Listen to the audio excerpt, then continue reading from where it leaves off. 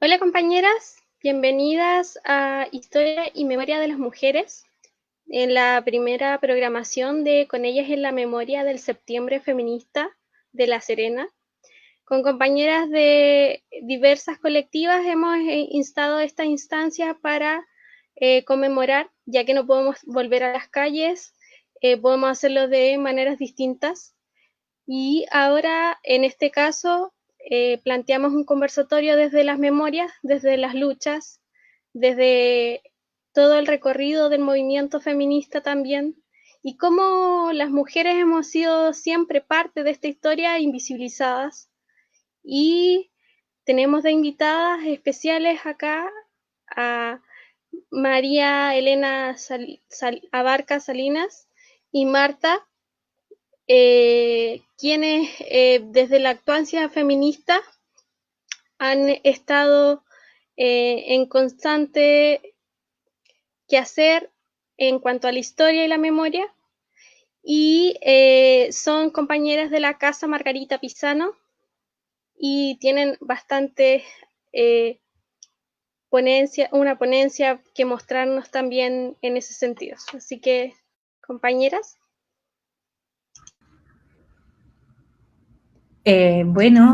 Saludarles a todas las que estén presentes y también, obviamente, partir agradeciendo esta invitación, esta consigna que han preparado ustedes desde la olla, pero también en conjunto con todas las colectivas de la Cuarta Región que están articulando esta instancia, así que agradecer muchísimo este ejercicio de Con ellas en la memoria, y que nos hayan invitado por mi parte a participar y a aportar en este encuentro hoy día.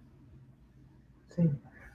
Hola compañeras, estamos muy contentas de compartir esta instancia, nos sentimos muy felices también, siempre es muy rico y un privilegio también poder compartir con ustedes, aparte que vernos pues a la distancia, también es muy, muy bonita la invitación, se lo agradezco profundamente y que sea un bonito momento para todas.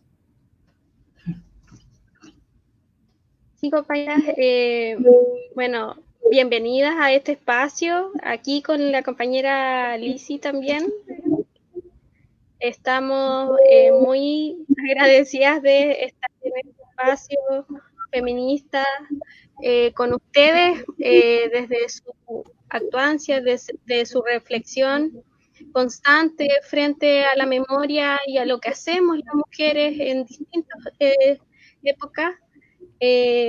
Tenemos ahí bastantes cosas para discutir, para analizar y reflexionar. Así que...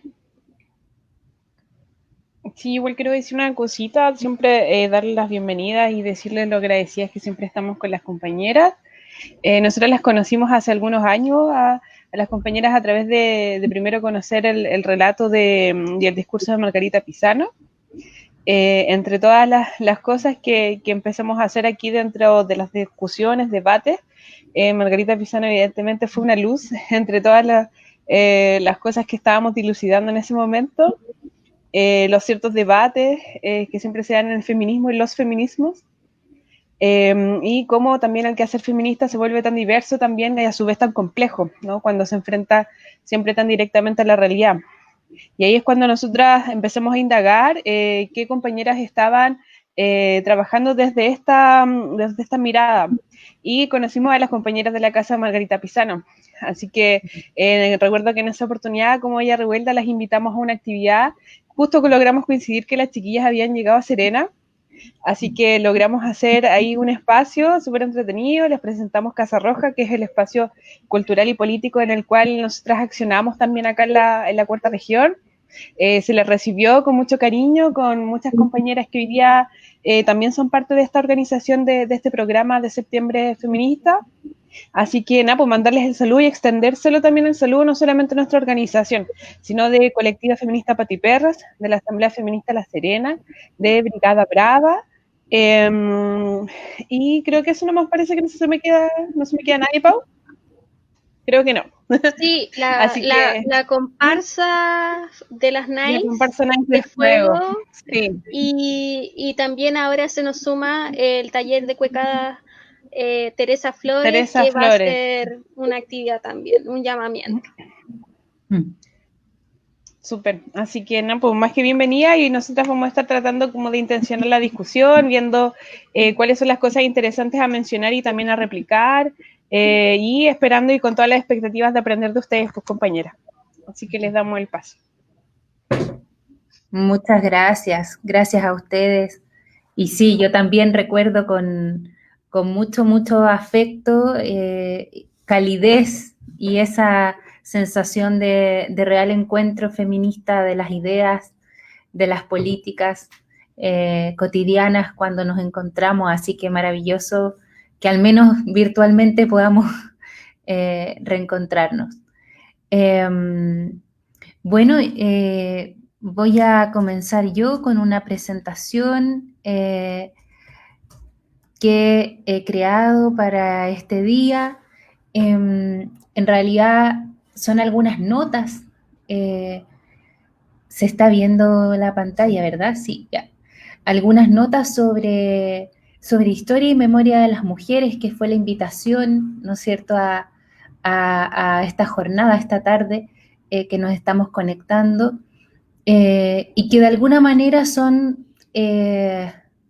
algunas notas solamente, algunas síntesis que tienen que ver con las propuestas reflexivas, tanto que hemos hecho desde la autoformación, desde el conocimiento y el estudio de una genealogía de mujeres, a la que en particular me acojo, que tienen que ver con el feminismo radical, con el feminismo de la diferencia, y obviamente con la actuancia política y el conocimiento y amistad política con Margarita Pisano. También, de alguna manera, estas notas, estos apuntes reflexivos tienen que ver con un trabajo que también he iniciado desde la revista Historia y Memoria Feminista para una genealogía e historia propia, que es un proyecto que justamente tiene que ver con romper, ¿no es cierto?, con fisurar la verticalidad masculinista, la hegemonía patriarcal, los sesgos que tiene la academia, que obviamente no permite el encuentro, ¿no es cierto?, y los diálogos, que nos conozcamos, que podamos hacer circular nuestros saberes, y de alguna manera sintetiza también algunos trabajos que están en proceso de publicación, algunas reflexiones, para invitar más que nada al diálogo, obviamente, en este conversatorio, en esta sesión que estamos teniendo. Entonces, una primera cosa por la que yo quería partir, que es una cita bastante clásica de la Simone de Beauvoir, pero yo creo que es totalmente antigente y contingente a nuestro presente, que dice, ¿verdad?, no olvides jamás que bastará una crisis política, económica o religiosa para que los derechos de las mujeres vuelvan a ser cuestionados. Esos derechos nunca se dan por adquiridos. Debéis permanecer vigilantes durante toda vuestra vida. Entonces, esta cita que también la usé para el primer conversatorio que hicimos desde la revista Historia y Memoria Feminista sobre historia feminista de las mujeres, veíamos, ¿no?, que no son solo los derechos los que se ven cuestionados en contextos de crisis, que el contexto actual obviamente es un contexto crítico, no solo por la pandemia, ¿no es cierto?, tal como ya se ha analizado bastante, sino que ha develado, ha expresado la crisis civilizatoria que ya veníamos viviendo, en particular las mujeres. Entonces, de alguna forma, creo que esta invitación que ustedes hacen todas las organizaciones que están detrás de esta actividad con ellas en la memoria, tiene que ver con reponer esa atención, esa vigilancia feminista, porque no solo los derechos pueden ser cuestionados, sino que nuestra propia vida, las libertades, nuestra propia existencia, las revoluciones, las rebeldías. ¿Por qué? Porque los ropajes patriarcales elaboran, tal como aparece acá, su propia reproducción, y eso es algo de siglos. Donde se ha logrado reponer cada vez la desatención sobre lo que llamamos avances o logros dentro de los feminismos, sobre lo que se logró visibilizar, sobre lo que se logró deconstruir, sobre lo que se logró poner en la escena pública, y ahí también la necesidad de mirar nuestra historia. Mucho se habla, ¿no es cierto?, de las olas, y podemos reconocer que en realidad hay continuidades y también rupturas, pero también hay muchas continuidades. Entonces, ¿qué ha pasado? ¿Qué cosas son las que nos han logrado todavía realmente romper y modificar para un real cambio civilizatorio? Entonces, creo súper importante, como aparece aquí, recordar esa necesaria sospecha feminista, esa vigilancia feminista, no en un sentido de alerta angustiosa, ¿no? Margarita Pisano hablaba y testimonió sobre la importancia de hacer un feminismo para la buena vida, pero una vigilancia en el sentido de una atención política que no podamos perder como motor, sobre todo en momentos críticos como este. Y creo que el ejercicio de mirar nuestra historia y nuestra memoria es justamente eso, es ponernos en ese lugar tan necesario y tan urgente que no podemos abandonar las feministas. En ese sentido, y evocando las granadas, a propósito de Margarita, el ejercicio que estamos haciendo ahora, esta invitación que ustedes han hecho, es un ejercicio de rebeldía que tiene que ver con el pensar juntas, aún en un contexto virtual, y estamos recuperando mucho. Y la invitación justamente a preguntarnos, ¿qué estamos recuperando? Estamos recuperando un ejercicio de encontrarnos, un ejercicio de genealogía, un ejercicio de estar juntas, un ejercicio de recuperar nuestras historias, nuestras memorias y rehilar ese vacío histórico que bien mencionaba Paula al principio, ¿no es cierto?, en el que hemos sido tan invisibilizadas las mujeres.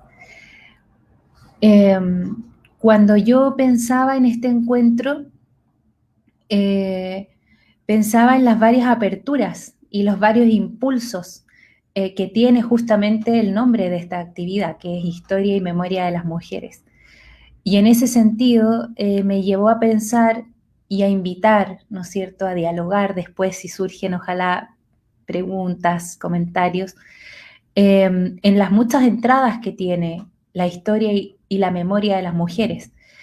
Justamente por lo que aparece aquí, ¿no?, abajito, en esta diapositiva, que tiene que ver con enunciar en plural nuestras historias, nuestras memorias, y también en la diferencia, en el sentido de que historia y memoria no tienen definiciones únicas, ¿no es cierto? No tienen definiciones unívocas. No lo digo a nivel teórico académico, sino que dentro de nosotras mismas, dentro de nuestras propias actuancias, entendemos o tenemos nociones diferentes sobre la historia y las memorias.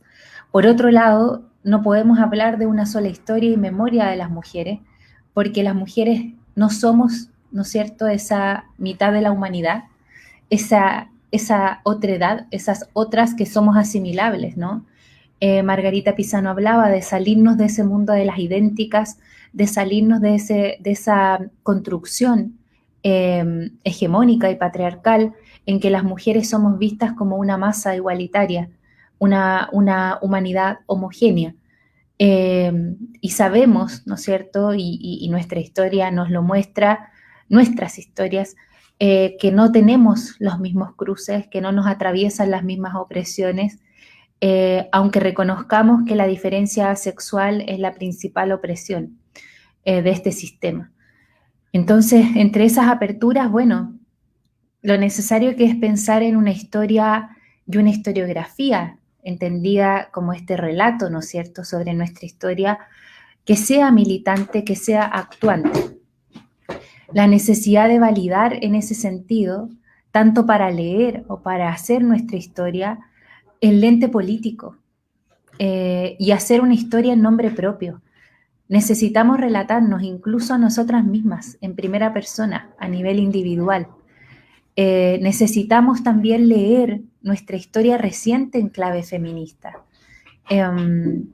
Salirnos de ese vacío histórico en que sentimos que volvemos a empezar cada vez que el movimiento feminista se hace visible en el espacio de lo público, a través de acciones colectivas o en los medios, como pasó el 2018 con un fuerte, ¿no es cierto?, entre comillas, reaparecer en la escena pública de manera más masiva, donde pasó que hubo un corte entre generaciones, ¿no es cierto? Y hubo este cuestionamiento a si realmente el feminismo ha estado en silencio 30, 40 años. Entonces necesitamos leer nuestra historia reciente en clave feminista y política.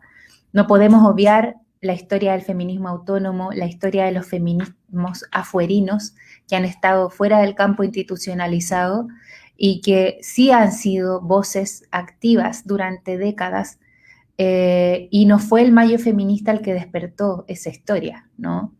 Sino que justamente gracias a esa propia historia es que pudo visibilizarse de esa manera.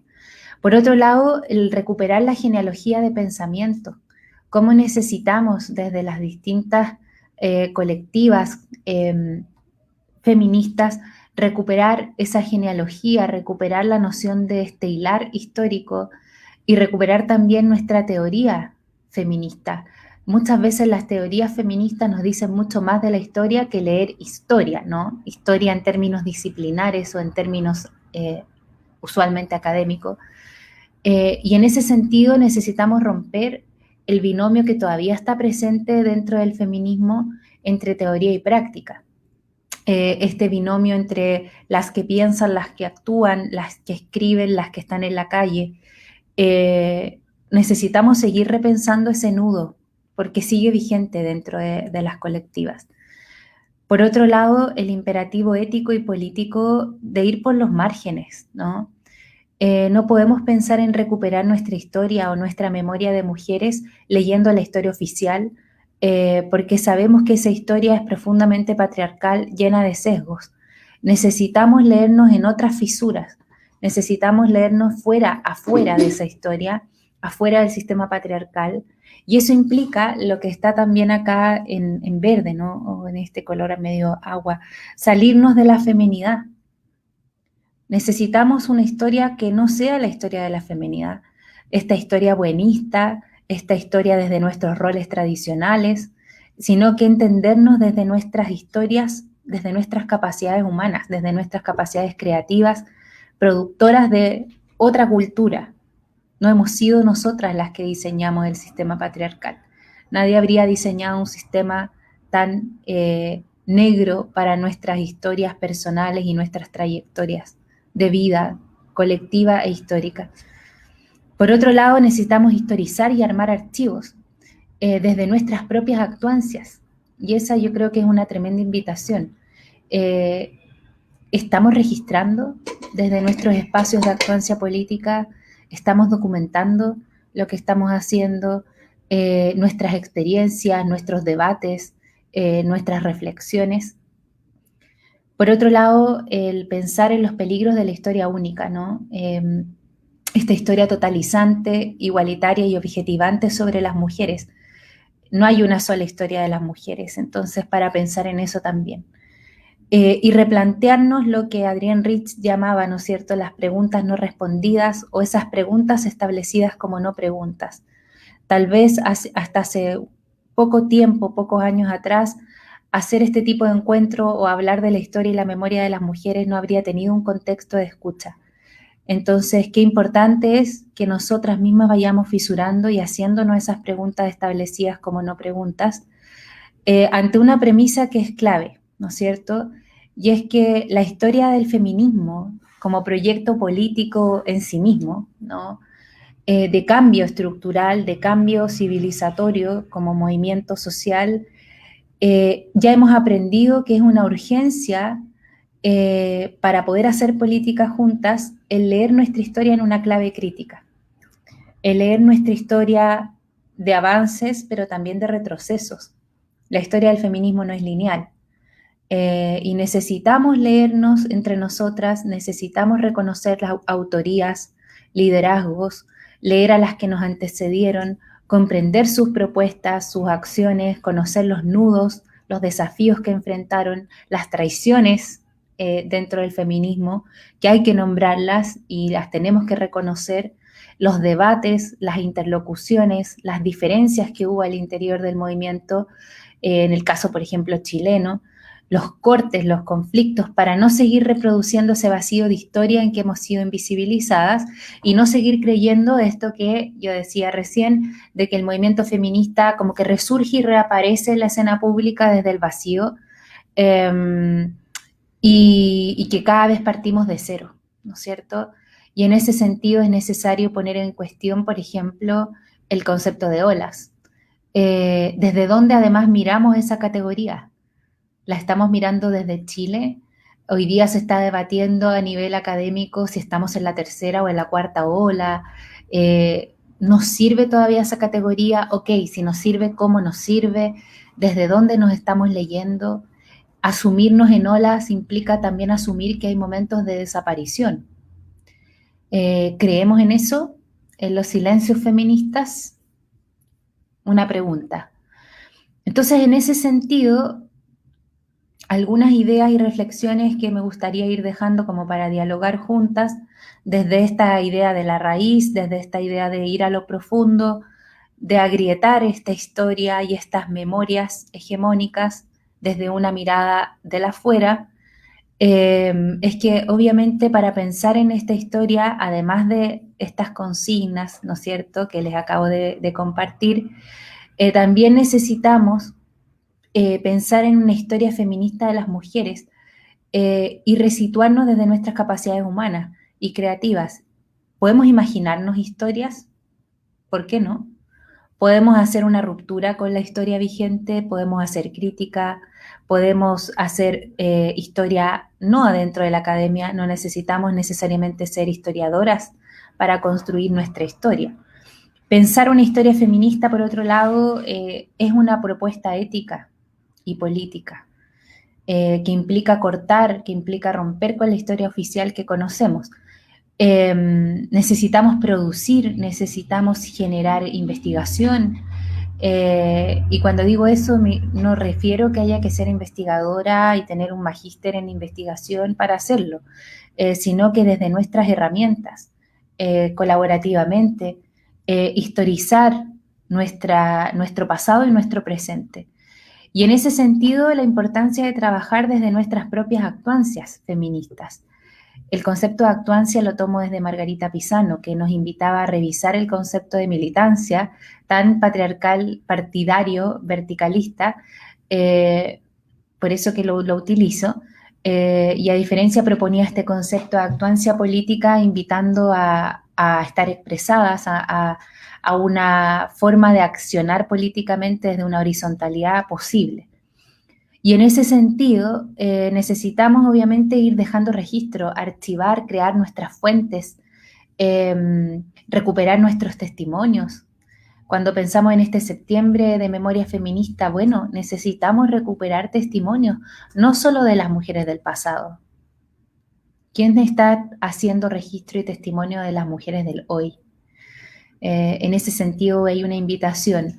Por otro lado, una invitación al desparpajo, a replanteárnoslo todo, ¿no es cierto? Para hacer nuestra propia historia necesitamos romper los paradigmas vigentes, fisurar las metodologías existentes, las referencias, las maneras de citar, las categorías que utilizamos, los periodos que utilizamos, las temporalidades, las bibliografías. Necesitamos habitar desde nuestro propio lugar la historia, desde nuestros lenguajes, desde nuestros conceptos. ¿Cuáles son esos conceptos? ¿Hemos debatido cuáles son esos conceptos donde poder mirarnos en una historia que realmente nos dé pistas? Cuestionar el género también, y eso me parece relevante como categoría. Al menos en lo personal, mi propuesta política es no solo la mía, ¿no es cierto?, sino que obviamente me refiero también a una genealogía de pensamiento, es cuestionar la categoría de género como categoría. Yo no propongo una historia de género, sino una historia feminista de las mujeres, y así, de las mujeres. Porque creo que también la categoría de género ha llevado a una invisibilización del cuerpo sexuado mujer. En eso también podemos profundizar. Y en ese sentido, bueno, atrevernos a hacer una historia del presente, una historia de lo personal, de lo colectivo, de nosotras como actoras, nosotras las que estamos ahora aquí, las que están viendo, desde nuestras organizaciones, hacer una historia en nombre propio. Nosotras somos actoras, somos testigas, somos fuentes vivas de lo que estamos viviendo, y es imperativo que dejemos testimonio y dejemos registro para una genealogía futura. Y aprovechar lo que decía Carla Lonzi, feminista de la diferencia italiana, aprovechar esa diferencia de haber estado afuera de la historia. Eso nos permite crear, nos permite salirnos de las fuentes validadas. No queremos necesariamente llenar ese vacío historiográfico, pero sí reconocer esa diferencia de haber estado afuera de la historia y leernos, por lo tanto, afuera de la feminidad. Necesitamos revisar eso desde las pedagogías, desde las formaciones populares, autónomas, no hablo solamente de la escolarización. Necesitamos eso porque una de las razones de nuestra falta de historia es la falta de relatos que estén afuera de los estereotipos. ¿Cuántas de nosotras logramos reconocernos en las pocas y escasas o mínimas mujeres que a lo mejor aprendimos dentro de nuestra historia escolar, que existían? ¿Cómo eran esas mujeres? ¿Desde qué lugares nos las presentaban? ¿Dónde podemos leernos entonces? ¿Dónde se pueden leer las niñas? ¿En quiénes se pueden leer? Y en eso requiere un ejercicio feminista. Por otro lado, y llevándolo a la noción a la otra parte de la propuesta del título de este encuentro, de acá hablamos cuando hablamos de memoria, y ahí yo creo que más que instalar una consigna, es importante instalar la pregunta: ¿de qué hablamos cuando hablamos de memoria feminista? Y aquí tomo una cita de Elizabeth Yelin, argentina, una historiadora que ha aportado muchísimo a los trabajos de la memoria y también de la memoria de las mujeres, que justamente refiere al pasado como un pasado que se rememora, ¿no es cierto? Cuando hablamos de memoria, típicamente uno tiende a pensar en el acto de rememorar, de conmemorar, pero también dentro de este concepto de memoria hay olvido. Y por algo se activan las memorias. ¿Por qué se está activando en este septiembre, en este presente, en función de qué expectativas? ¿Qué queremos las feministas cuando evocamos la memoria? ¿A qué mujeres queremos traer a la memoria? ¿Para qué? Porque hay coyunturas, tal como aparece en esta cita, hay momentos de activación de ciertas memorias, pero cuando activamos memoria también hacemos selecciones y dejamos silencios. La memoria tiene que ver también con los silencios, con lo que no se dice, con los olvidos, y en ese sentido requiere una mirada crítica de nuestra parte. Por otro lado, cuando se habla de memoria, hay una tendencia a pensar, como aparece en esta cita de Jane Addams, de su libro El largo camino de la memoria de las mujeres, que dice que la memoria tiene dos funciones: interpretar y apaciguar muchas veces la vida de las y los individuos, y la segunda función pareciera ser que nos ayuda a mediar la reorganización social.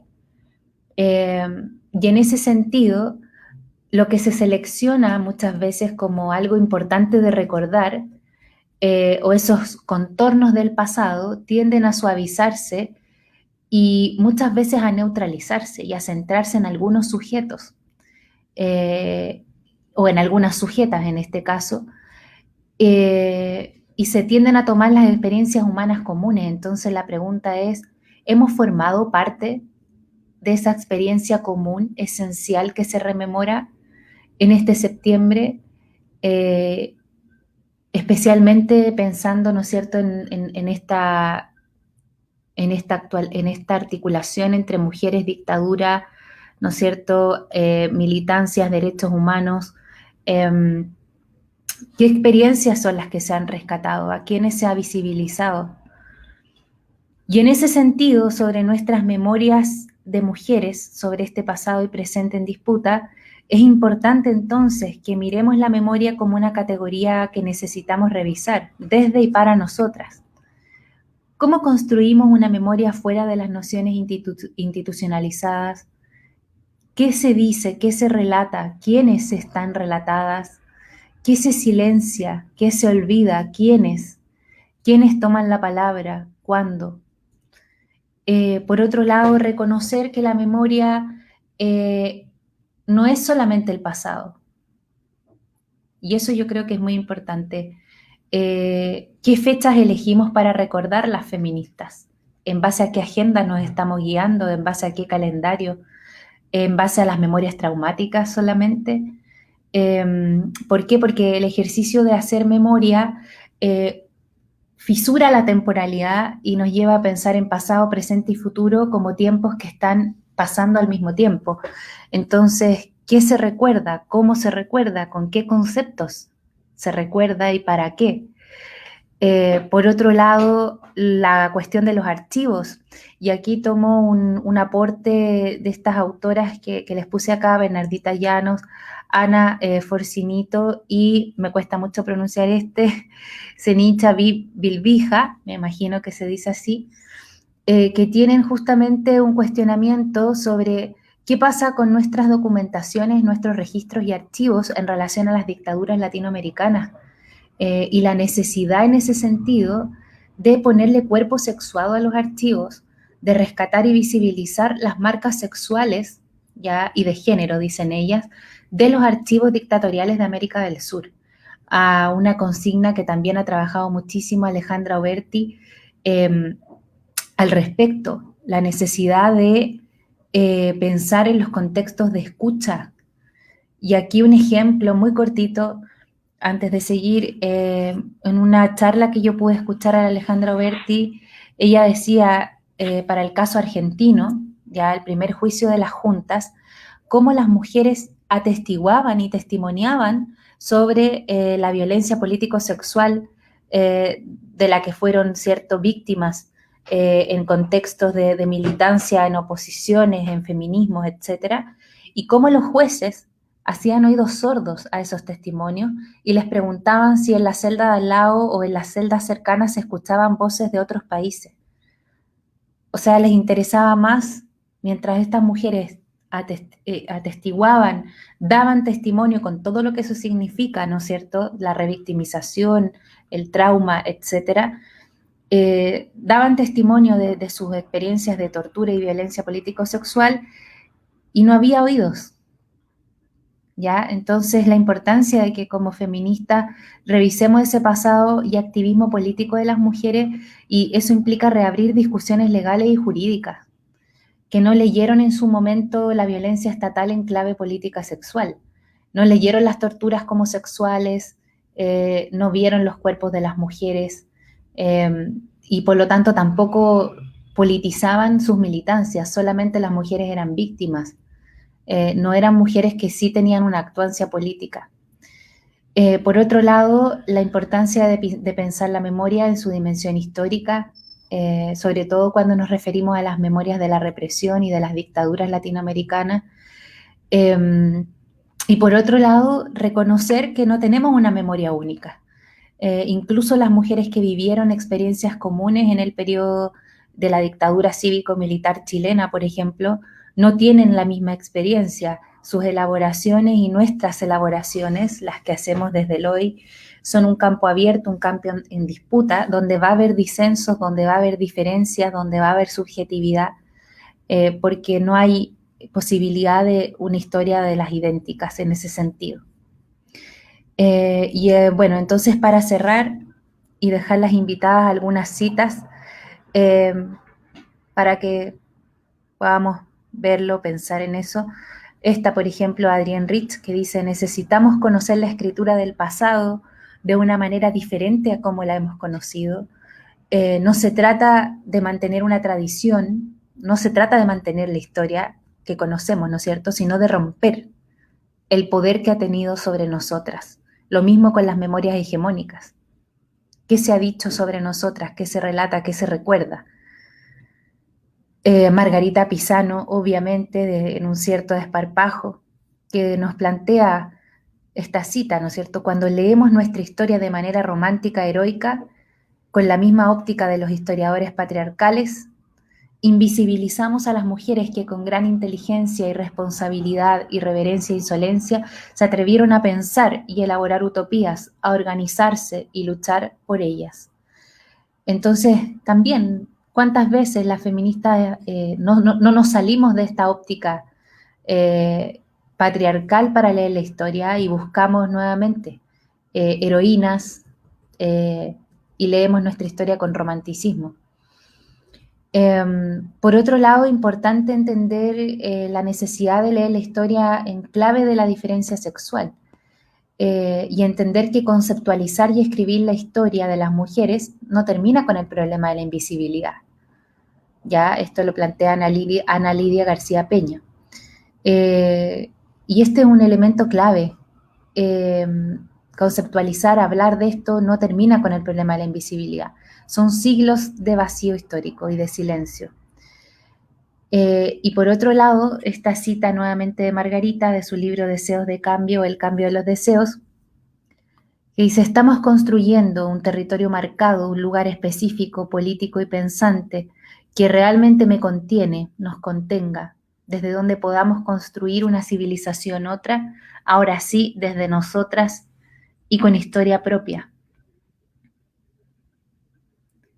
Otra cita de Margarita: toda mujer debe conocer la historia de las mujeres, pues toda mujer es producto de esta historia de siglos, de las rebeldes, de las feministas, de esa genealogía de mujeres que se atrevieron a pensar.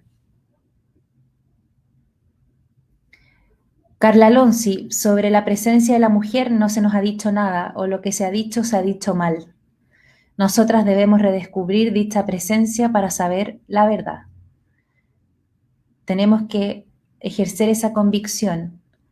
Por otro lado, poner en cuestión esto que ha desarrollado largamente María Milagros Rivera Garretas, de poner en cuestión ese sujeto de la historia, ¿no es cierto? Desde la lógica de la modernidad se ha establecido un sujeto universal supuestamente neutro que siempre fue el hombre, cuerpo sexuado hombre, blanco, propietario, heterosexual, capitalista, en fin, podríamos seguir sumándole cosas, y nos hicieron creer que ese era el sujeto universal. Y en ese sentido, la historiografía occidental, moderna y contemporánea no nos representa y no nos relata. Y por último, entender y reponer este debate de que los relatos no nos alcanzan, incluso desde las izquierdas. Son muchas las olvidadas de tantos hitos, de tantos acontecimientos, incluso de esos acontecimientos que la historia de izquierda, la historia social, ha relevado, ¿no es cierto? La Revolución Cubana, las luchas antifranquistas, las luchas partisanas, las luchas por la independencia, las guerrillas, las luchas de la izquierda armada, las luchas por el fin de la dictadura, el retorno a la democracia, la revolución sexual. ¿En cuántos de esos relatos estamos? ¿Y qué hacemos y qué vamos a hacer con eso? Entonces, bueno, y como mensaje esperanzador, tenemos la potencialidad de releer nuestra historia. Adrienne Rich decía que la relectura para las feministas es la labor de excelencia, pero no solo eso, ¿no es cierto?, sino que también crear, inventar, imaginar, relatarnos a nosotras mismas y a otras.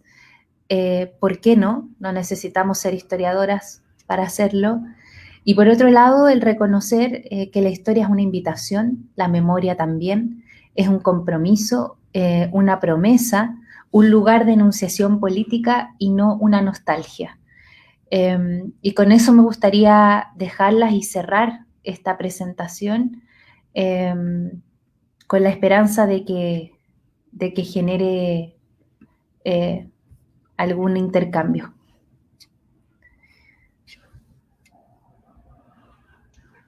Muchas gracias, Mane. No, me quedo con un montón de frases que anoté que me encantaron, para que podamos hacer la reflexión luego de nuestra compañera Marta. Así que también hay algunos comentarios y algunas, que te voy a leer algunos comentarios para que, no sé si seguramente como estabas concentrada no los viste. Luisa nos dice maravillosas compañeras, con ellas en la memoria. Gabriela dice solo la memoria, justicia al olvido. Las chiquillas de la comparsa dicen pensar juntas y volver a rehilar. Qué hermoso esto. Nuestra compita Lili dice somos ramitas de un árbol muy antiguo y muy fuerte. Leer y escribir nuestra historia en clave feminista, en todas sus formas. Las artes también son memoria. Luz, gracias compañeras por abrir este septiembre con ellas en la memoria. Aquí estamos vivitas y coleando. Gracias por tanto. El continuo de la lucha, más que las olas. Y bueno, te manda mucho amor, Mana Barca, qué maravilla escucharte, te ponen nuestras compañeras. Y hay una pregunta, pero que la vamos a dejar para el final, ya, para que podamos hacer el diálogo entre las cuatro, ya. Así que, querida Marta, te dejamos el pase a ti.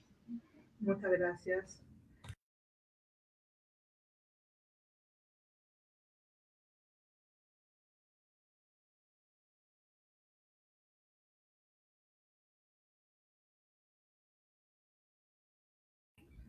Bueno, yo quise en esta invitación de las compañeras también, obviamente es un tema que nos convoca muchísimo, entonces también acotarlo a la violencia sexual contra las mujeres como mecanismo de poder. Verdad, justicia y reparación. La verdad es que ahí voy a tratar de desarrollar un poco brevemente también el concepto de reparación, que también ha sido incluido en toda la tristemente eterna demanda por la justicia, eternamente sin ningún tipo de reparación, además de sin reconocerlo siquiera. La violencia sexual como un mecanismo de tortura, en el fondo. Así que de eso trata esta presentación. Y más que nada compartir algunos datos también extraídos de distintos institutos de derechos humanos, también declaraciones de mujeres que han tenido la valentía de compartir sus relatos también de manera pública, lo que es profundamente rebelde y muy, muy valiente, sobre todo en este contexto, donde pensamos que la dictadura ya fue, donde pensamos que la violencia sexual como mecanismo de tortura y sometimiento se reduce a una dictadura militar, pero damos fe, tristemente, que en el contexto de la revuelta social chilena vuelve a ser un mecanismo constante de represión utilizado para someter al vencido, que seríamos nosotras, a las vencidas, a los cuerpos también sexuados mujer o disidencias sexuales. Existen demasiadas denuncias también hoy día que ojalá tengan un futuro distinto, que no requieran otros 40 años para lograr ser visibilizados y también condenados los responsables. Respecto a la dictadura, 3.400 mujeres declaran haber sido víctimas de violencia sexual durante la dictadura de Pinochet. Es un número enorme, es un número realmente que nosotras, al menos yo, ni siquiera logro dimensionar. ¿Y cuántas más serán? También las que por un tema obviamente que implica psicológicamente, corporalmente, lo que implica ser víctima de abuso sexual, cuántas de ellas no habrán declarado aún, cuántas de ellas todavía no pueden alzar la voz para realizar una denuncia. Y desde este lugar también incómodo del derecho, porque la verdad es que es un lugar muy incómodo cuando no existen bases mínimas para dialogar de justicia en un país que reniega incluso de que la violencia sexual sea una forma de tortura. Un dato también importante, en el año 2014, aún las mujeres víctimas de violencia sexual estaban solicitando, exigiendo que el Estado reconociera la violencia sexual como una forma de tortura, exigiendo al Estado que reconociera que la tortura sexual existe. Pareciera algo ilógico incluso esa petición. Y todo eso tiene que ver con una solicitud también, una exigencia más que solicitud, una exigencia de visibilizar la violencia sexual en los cuerpos, porque al no ser reconocida no es azaroso, no es que se les olvide, sino que todos los juicios que existen, querellas criminales, se reducen a torturas en el amplio aspecto de tortura.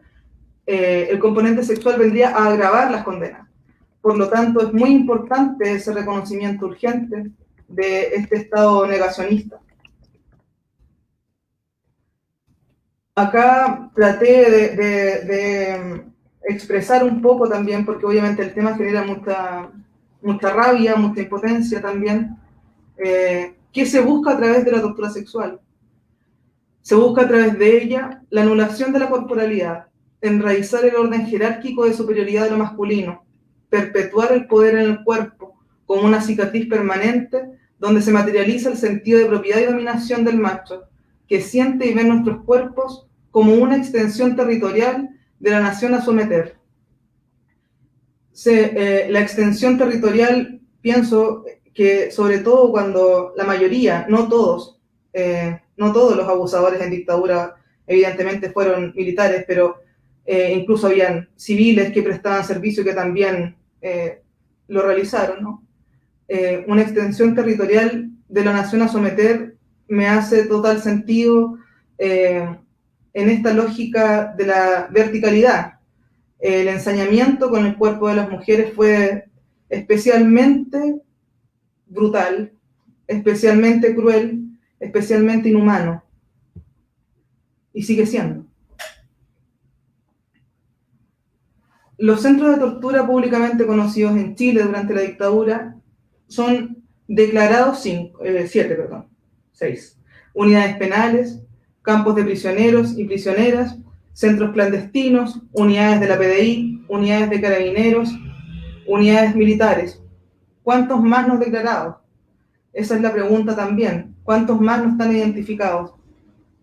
Sobre este listado, reconocido por el Poder Judicial, en algunas instancias, no en todas, por ejemplo, en unidades penales existen 35 unidades penales a lo largo de Chile en las cuales se cometieron torturas sexuales. Campos de detención de prisioneras y prisioneros, 12. Entre ellos, por ejemplo, la isla Quiriquina en Talcahuano, que declara más de 1000 detenidos, torturados, torturadas, abusadas. El Estadio Nacional con más de 40.000. Los centros clandestinos son 43. Por ejemplo, la CNI en Casa Piedra, me traté de sacar un dato también de ahí para las compañeras de La Serena también, que está ubicada en Colo Colo 2001. Es un centro de tortura de la CNI. También se centraliza mucho la discusión de los centros clandestinos a los vigentes y existentes en Santiago, que también obtienen por ende mayor visibilización. Pero en todo Chile existieron centros clandestinos de tortura.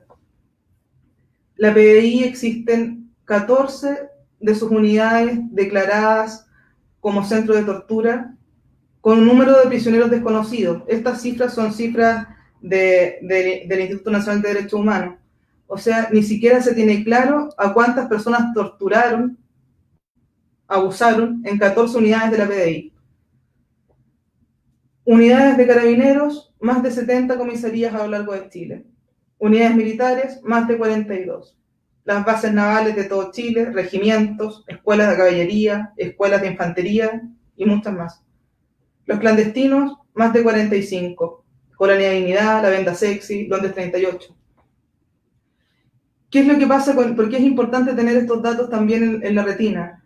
Porque en ningún documento histórico desde la dictadura existe un catastro clave ni claro del número de detenidas, ni cuánto tiempo funcionaron, y por qué en todas las declaraciones de estos institutos llamados, en teoría, a transparentar los datos, por qué se parte de la premisa que dejaron de funcionar en el 89, cuando todos sabemos que después del 89 seguían gobernando los mismos, seguían con cargos estratégicos, seguían a su cargo de unidades policiales, de unidades militares. No es que el 89, ¿por qué tendríamos que asumir que el año 89 se terminó con estos centros de tortura?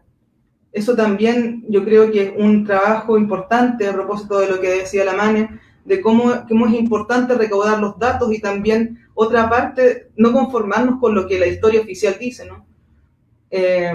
¿Por qué deberíamos confiar primero en los datos entregados por entidades públicas? Estos son datos del año 2018.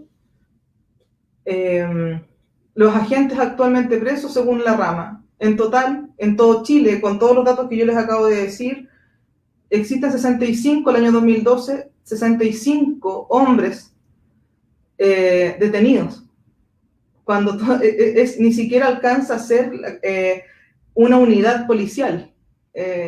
Por eso que la consigna de justicia y verdad se hace urgente y con más fuerza al pasar de los años. Y aquí quiero detenerme un poco en la búsqueda de la justicia. A veces siempre la justicia se presenta como una verdad jurídica, pero también nos olvidamos del componente, qué es lo que hay atrás de la búsqueda de justicia, por qué es inalcanzable esa lucha constante por perseguirla. Para la psicología, por ejemplo, la justicia es equiparable al concepto de humanidad, por lo que consecuentemente la obtención de la justicia produce el efecto de responsabilidad ética de la sociedad frente a un hecho punible. Obviamente, este concepto que utiliza la psicología debería ser el piso mínimo de la autodefinición del Poder Judicial de lo que es justicia. Sin embargo, se queda en algo mucho más práctico, como hacer lo justo. No muchas veces lo justo es lo humano. Ahí está el gran dilema que nunca se ha entendido. Nunca se han hecho cargo de ese problema. La justicia se dice de sí misma como ser un mecanismo oportuno de reparación. Así se autodefine. Y el dato siguiente es que el año 2010 existen las primeras querellas por violencia sexual contra mujeres en dictadura. Estamos hablando de 40 años después. Entonces ahí está la exigencia y la rabia de dónde está lo oportuno. ¿Qué parte de oportuno tienen 40 años de agonía y de silencio? En esta parte quisiera también visibilizar, a propósito también de rescatar a colectivas que están en esta lucha inalcanzable de justicia, a la Monche de Concepción, específicamente del sector de Lorenzo Arenas, que ellas se han encargado de visibilizar la violencia política sexual en dictadura. Han sido víctimas constantes de hostigamiento hasta el día de hoy. Este mural que aquí les comparto fue restaurado hace poco tiempo, ya que fue destruido completamente por fanáticos religiosos evangélicos que encontraban aberrante el mural, que no tiene ningún sesgo violento, ningún sesgo de nada más que visibilización. O sea, si les molesta la visibilización, ¿qué harán con la rabia? Porque si con la visibilización se espantan, ¿qué quedará cuando conozcan la rabia, no? Otro dato de los agentes presos, de los 65 que les compartía recién, es que ¿cuántos presos están realmente presos? Porque Punta Peuco no es una cárcel, es realmente un hotel con canchas de tenis, televisores y parrilla para hacer asado, y muchos otros privilegios, visitas, por supuesto, constantes, y médicos que están pagados por todos los contribuyentes de Chile. De los 65, en cárcel militar están 55, que es Punta Peuco, un preso en recinto militar. En cárcel común no alcanzan a estar 20 en cárcel común. Estos son datos de octubre del año 2013. Luego en los años 90 comienza en Chile, más que en Chile, en el mundo, a propósito de la seguidilla de dictaduras en Latinoamérica, a hablarse de un concepto que en Chile nunca se ha logrado enraizar, que es la justicia transicional. La justicia transicional es un conjunto de medidas que una sociedad utiliza para enfrentar un pasado de violaciones de los derechos humanos masivos y sistemáticos, conformados por distintos mecanismos que expresan las obligaciones de carácter internacional que tienen los estados parte hacia la comunidad internacional, tanto como el sistema universal, que se configura al alero de la ONU, como el sistema interamericano de derechos humanos, estableciendo a instancias de la Organización de Estados Americanos. Finalmente, Chile suscribe toda esta seguidilla de tratados como una forma de pseudo-reparación o pseudo-compromiso más que reparación. Y estas son las famosas medidas que tanto se jactaron los gobiernos hasta el actual, de tomar las medidas para el nunca más, a propósito de adscribir a la justicia transicional. En lo concreto, ¿qué es lo que se ha hecho? Ratificación de tratados internacionales, creación del Instituto Nacional de Derechos Humanos como ente autónomo, y la creación de la Subsecretaría de Derechos Humanos dependiente del Ministerio de Justicia. Finalmente, el único ente autónomo que va a fiscalizar al mismo poder opresor es el Instituto Nacional de Derechos Humanos, que por lo demás tampoco, bueno, ahí una opinión personal, tampoco es, esa autonomía tampoco es tal. También responde a otras prácticas, también responde a un nombramiento que no es transparentado, tampoco es elegido por votación popular, ni mucho menos. Entonces, obviamente, cabe dudar de ese instituto también. ¿Qué es lo que, en el fondo, quisiera visibilizar a través de esta fotografía? Me recuerdo, a propósito de lo que decía la Mane, de una fotografía del Cordobazo en Argentina, de cómo, en el fondo, las mujeres son también, en esta búsqueda inalcanzable por la justicia y la verdad, quienes toman también la forma de organizarse para exigirlo, incluso en dictadura, incluso con la desaparición reciente de hermanos, parejas, hijos, abuelos, padres, madres, hijas. Eso no ha dejado de existir. También son las mujeres, a propósito de la contingencia del coronavirus, que es un tema aparte, pero en el fondo también son las mujeres las que establecen comunidad, incluso en dictadura. Son las que organizan ollas comunes, que tanto se asombraban también los políticos que volvieron las ollas comunes. O sea, perdón, nunca han dejado de existir las ollas comunes en Chile. Los sectores privilegiados, por supuesto, no las ven, pero las ollas comunes son una forma de resistencia y de comunidad liderada por mujeres durante todo el tiempo. Nunca han cesado, no es que ahora volvieran. Y quería hablar sobre el concepto de reparación. En teoría, todo esto es teórico, porque yo no soy partidaria de que ninguno de estos conceptos se hagan carne en nuestro cuerpo jurídico, ni menos a nivel estatal, y mucho menos gubernamental.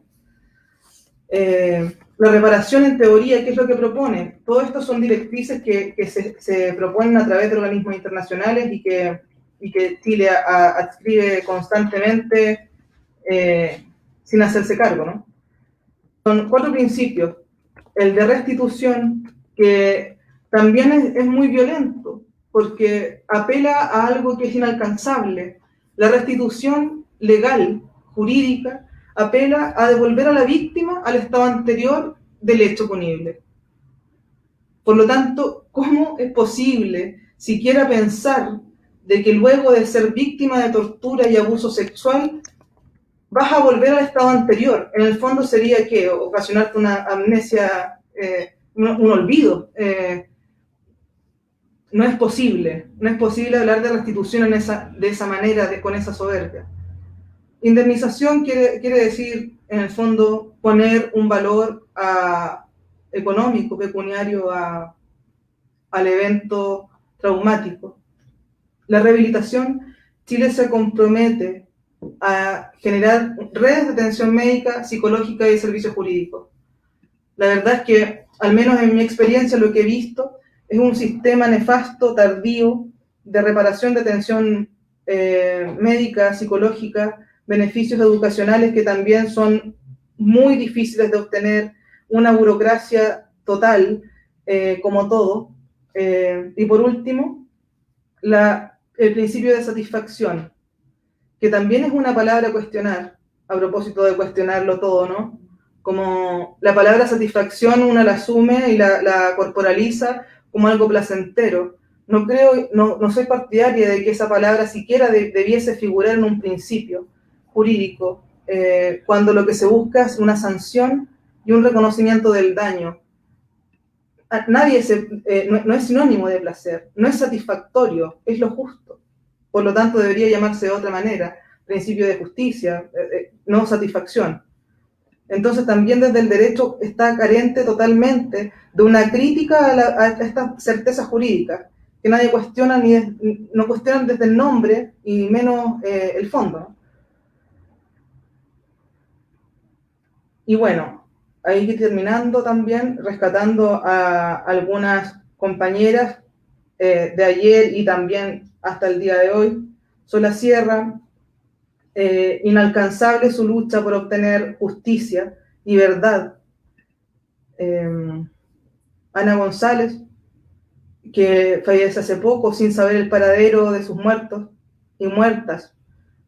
Lorena Pizarro, Carmen Hertz, y también las compañeras mujeres sobrevivientes siempre resistentes, que visibilizan y hacen un trabajo increíble y muy, muy potente de visibilización de la tortura sexual en dictadura.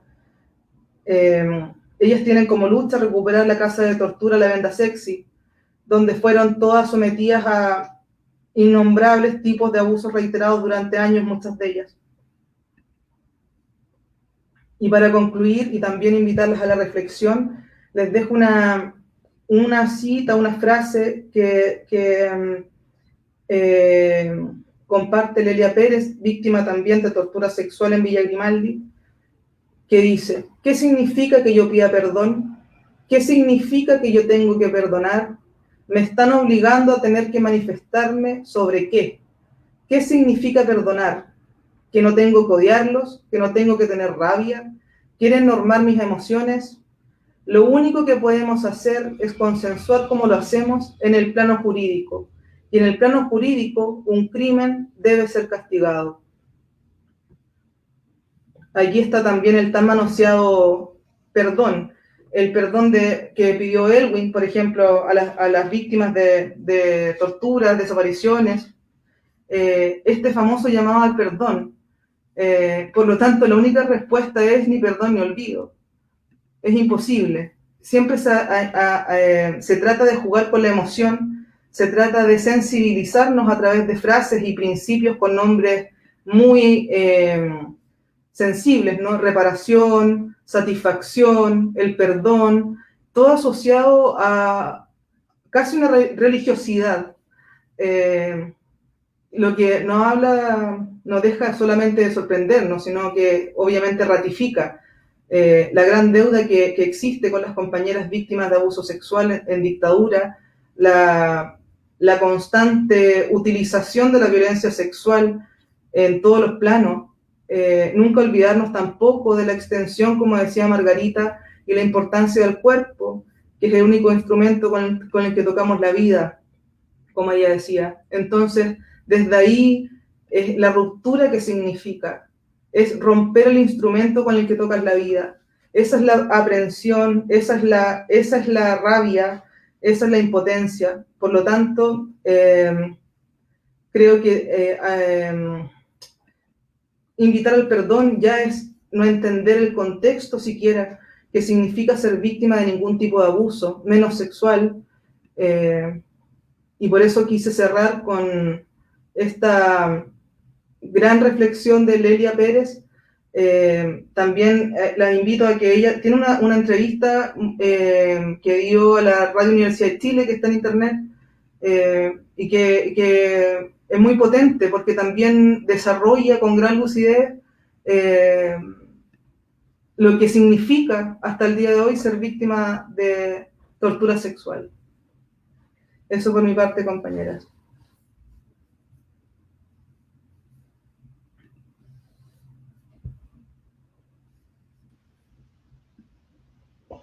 Muchas gracias.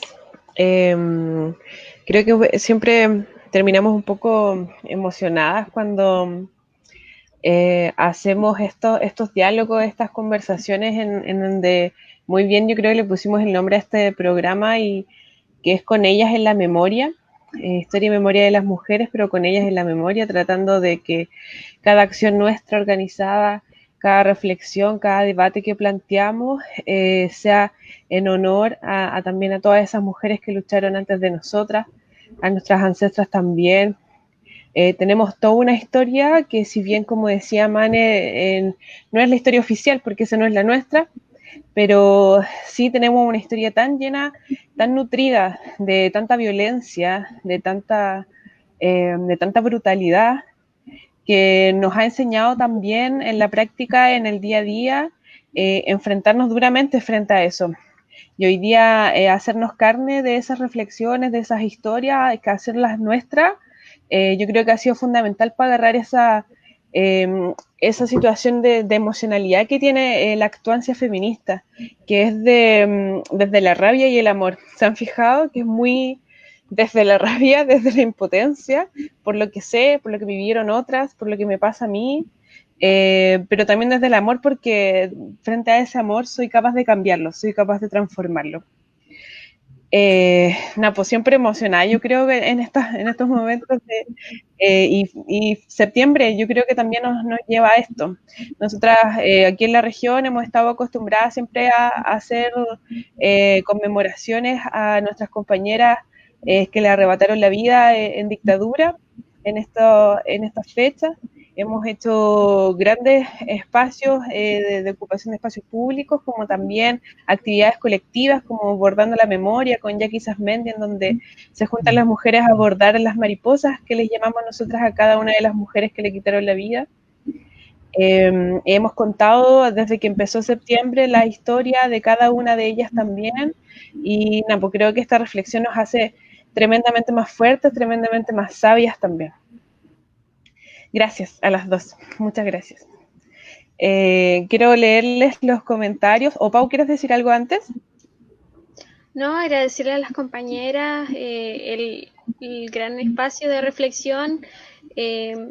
Yo les contaba a Mané y a Marta que acá en la región nosotras también hemos tomado otras cosas de arraigo, como la cultura de Aguita, las mujeres que están en las poblaciones, que no es solamente nuestra historia como actuancia feminista, sino que la historia de otras que quizá no está contada desde lo central que es Santiago, sino que desde nosotras que estamos en las poblaciones, que estamos activando esas luchas también junto con ellas. Entonces es importante visibilizar que la lucha y la memoria no solamente como decía Mané, no solamente se tiene que dar ahora, sino que siempre.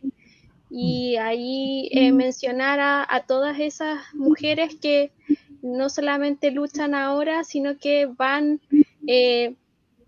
instando a otras también a organizarse, que al final es eso. A quienes recordamos son las que son organizadas, son las que son vinculadas a otras mujeres, incluso a las que acompañan a otras. Entonces, yo creo que también va muy en esa línea, con ellas en la memoria. Nosotras como Olla Revuelta también tenemos una actividad mencionando a cada una de ellas.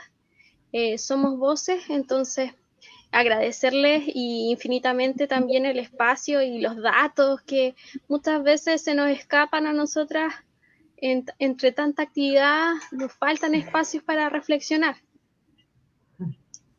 Sí, chiquillas, les voy a leer algunos de los comentarios para así poder darles las preguntas y ya empezar como la última parte del conversatorio, que es el diálogo. Luisa nos dice, a Amane, ¿cómo logramos relatarnos desde el continuo de la lucha? ¿Cómo activamos la memoria? Nos pregunta. Bueno, yo creo que es una pregunta que nos lleva a problematizar varios aspectos.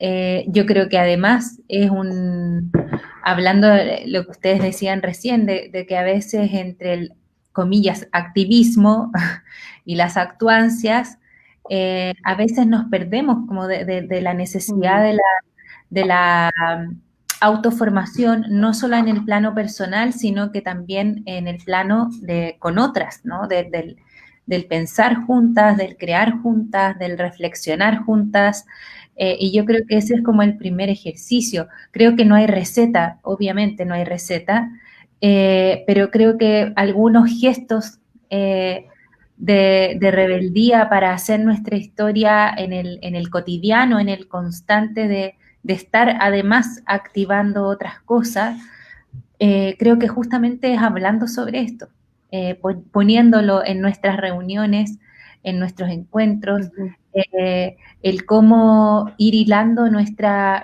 propia historia a nivel de individuas y también como colectivas. Preguntarnos sobre eso, quiénes son nuestras referencias, qué estamos leyendo, eso también es hacer historia. El sabernos en debate, eso también es hacer historia. El discutir en la diferencia, el revisar, por ejemplo, nuestros archivos en el sentido de la documentación, del registro, de la huella que estamos dejando.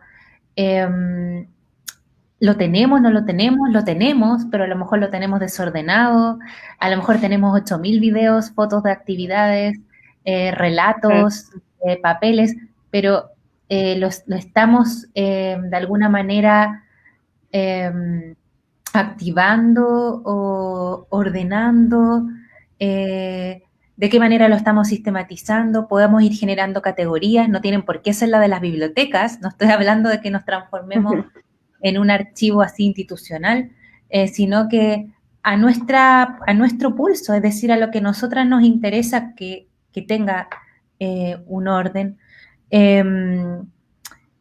Preguntarnos también por la historia de nuestras propias organizaciones, de a lo mejor si es una organización antigua, bueno, ¿qué pasó con las primeras, con las que fundaron? ¿Por qué han ido habiendo salidas? Recordemos que dentro de nuestras historias feministas tenemos mucho de entradas y salidas, de quiebres, de desencuentros, de encuentros. Es importante igual dejar pistas sobre esa historia.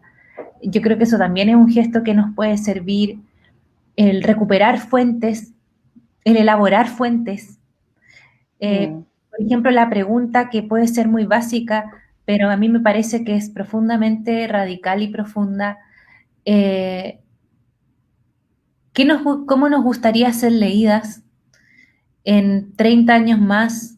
¿Qué nos gustaría que encontraran sobre la olla revuelta, además de a nosotras vivas, ¿cierto? Lo obvio, pero ya, además de nosotras, que ojalá sigamos existiendo y actuando y tengamos largas historias feministas, ¿qué queremos que haya sobre las patiperras? ¿Qué archivo sobre las bravas, sobre la comparsa, sobre la olla? ¿Qué queremos que se releve? ¿Qué documentos me gustaría encontrar a mí en 30 años más? Es súper elemental lo que estoy diciendo, pero creo que es muy importante porque esas fuentes las tenemos que elaborar hoy día. No en 30 años más, ni en 100, ¿no es cierto? Entonces, ¿qué pistas vamos a dejar a otras? ¿De qué manera podemos ir dejando testimonio?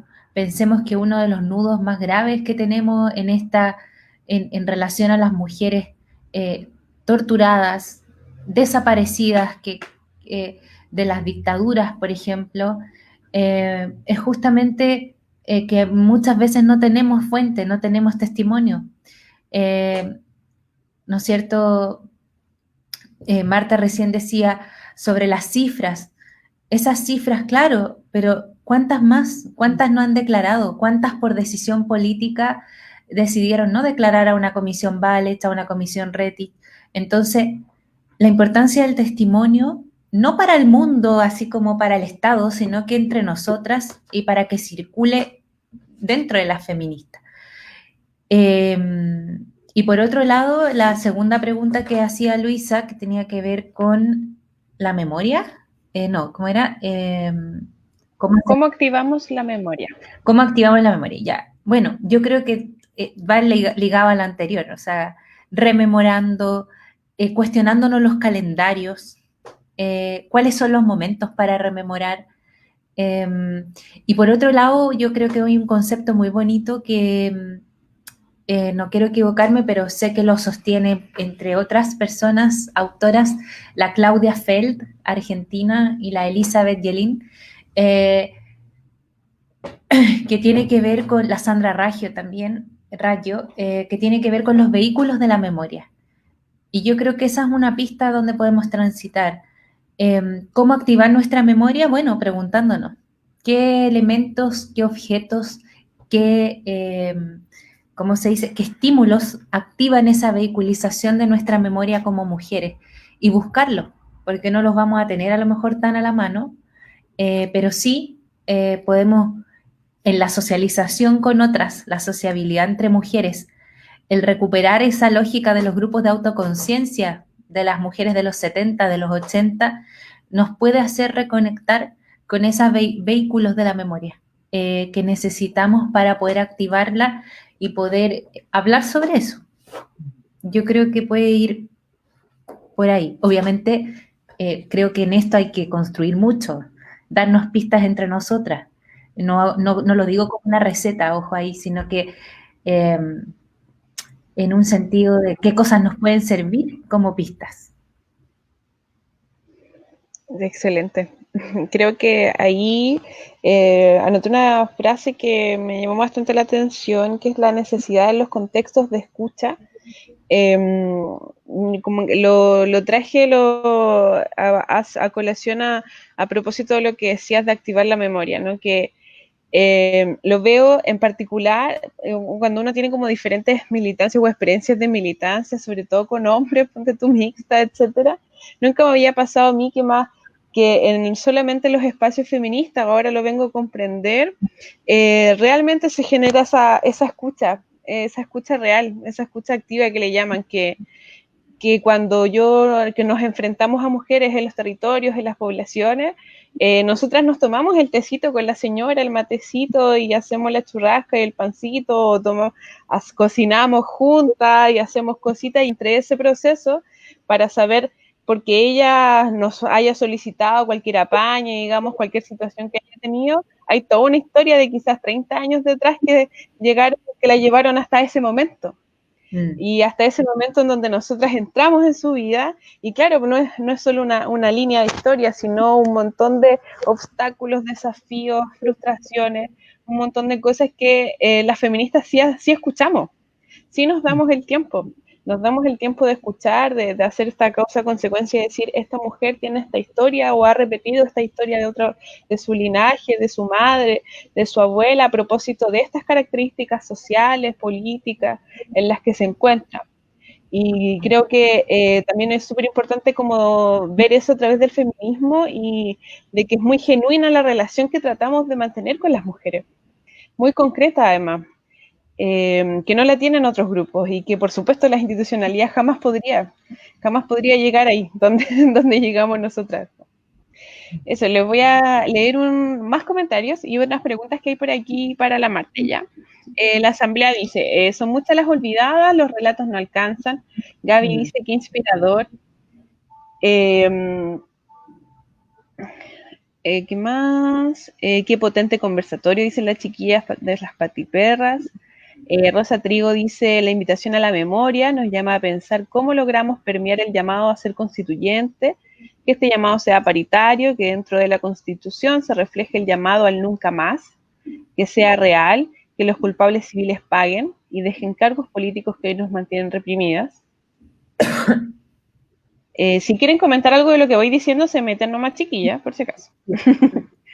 ¿Qué más? Sobre la violencia sexual. ¿Qué opinan sobre la deuda histórica de los espacios de memoria? En nuestra región está la Casa de Piedra y la Cárcel Buen Pastor, las cuales se defienden como propiedad privada, que ese ha sido el argumento que se ha ocupado para no poder utilizarla. ¿Qué opina Marta? Mira, yo pienso que lo que existe como un acto en esto de lograr de alguna manera un concepto de reparación tiene que ver con volver estos, porque muchas de los centros de tortura eran casas privadas con nombre y apellido, con un dueño. También existe una carencia, por ejemplo, de persecución jurídica respecto al propietario. Cuando no es una unidad, por ejemplo, militar, cuando no es un retén de carabineros, cuando no responde a eso, ¿dónde está la persecución contra ese civil, en el fondo, que facilitó esa propiedad privada, que hoy día la defienden o probablemente sus herederos defienden? En el fondo existe totalmente una deuda. Cuando no existe un punto de inflexión que instale el Poder Judicial a través de una normativa que muchos le tienen mucho miedo a la palabra expropiación, pero en mi perspectiva, una reparación real sería que el Estado expropiara esas propiedades privadas y las devolviera y se las entregara a las víctimas en un gesto concreto de reparación. No lo simbólico de nombrarlas cada 11 de septiembre desde el poder en el fondo opresor, sino que un acto concreto sería, porque basta con expropiar, algo que el Estado de Chile hace hasta el día de hoy, cuando quiere poner un metro, cuando quiere poner un paradero en una población y le ofrece a las propietarias migajas para que dejen en el fondo instalar una iluminaria pública. En el fondo, tanto que en el fondo se asocia a la unidad popular la expropiación como si hubiese dejado de existir. La expropiación existe, nunca ha dejado de ser un mecanismo de privatización del Estado a bienes privados. En el fondo, el mecanismo existe, está. Entonces, obviamente, la deuda podría ser saldada con una ley que existe en el país. Ni siquiera habría que crear un mecanismo nuevo. El mecanismo de expropiación sería una forma real de reparación y restitución. Por otro lado, yo creo, o sea, cuando hablamos de la deuda histórica de los espacios de memoria, yo creo que pasan varias cosas. Por un lado, lo que decía Marta, ¿no es cierto?, del poner en cuestión esta propiedad privada, que el Estado lo puede hacer y que tiene que ver acá con una desresponsabilización de que esto no lo hizo este gobierno o el anterior, ¿no es cierto? Pero la verdad es que este es un tema de Estado, tiene que ver con terrorismo de Estado, ¿no es cierto? Y eso es algo que va a acompañar la construcción de nación, digámoslo así, de Chile, por siempre, digamos. O sea, esto no es algo que vaya a terminar mañana. Entonces, de alguna manera yo creo que pasa por ahí, por el tema de desde el punto de vista sistémico, ¿no?, de lectura de este tema, tiene que ver con una desresponsabilización de la lógica de Estado, pero por otra, a mí también me lleva a pensar en dos caminos. Uno tiene que ver con qué pasa con los espacios de memoria ya existentes, y justamente lo que yo mencionaba de la sexualización de esos espacios de memoria, que a veces leemos, ¿no es cierto?, como tal lugar, ¿no es cierto?, tal monumento o tal espacio de memoria, pero no sabemos, ¿no es cierto?, yo creo que ni nosotras, por eso no lo digo como que yo lo tenga claro, sino que cuáles fueron esos espacios, cuántas mujeres hubo ahí, cuáles de ellas sobrevivieron. Tenemos lugares emblemáticos, como la Venda Sexy, ¿no es cierto? Pero ¿qué pasa con los otros miles de lugares, los clandestinos, los que no sabemos los nombres? Eso por un lado, ¿cómo podemos, entre comillas, sexualizar esos espacios de memoria? Tal como fueran los archivos, ¿cómo podemos sexualizar las memorias desde una lógica de la diferencia sexual de esos espacios ya existentes? Y por otro, ¿qué hacemos, ¿no es cierto?, respecto a la lógica de la demanda al Estado? Pensaba en eso. Queremos seguir demandándole a este Estado, hoy día representado por un gobierno de derecha, ¿no es cierto?, que reconozca espacios de memoria. O sea, ¿cuánto vale esa batalla? Me refiero. Y de alguna forma, ¿cómo podemos generar también otros espacios que sí sirvan para esto y que tienen que ver con lo cotidiano, ¿no? De alguna manera cuestionarnos la monumentalización de la memoria, eso es lo que quiero decir. Por un lado, yo sé y creo mucho en la importancia de los lugares, de lo físico, del territorio, del lugar donde ocurrieron los hechos. Y eso tiene un valor tremendo para la memoria, para la justicia y también para la reparación y la verdad, obviamente. Pero también creo que necesitamos cuestionarnos el tema de los lugares y de la monumentalización y también llevarlo a otros momentos, a otros lugares, esa memoria.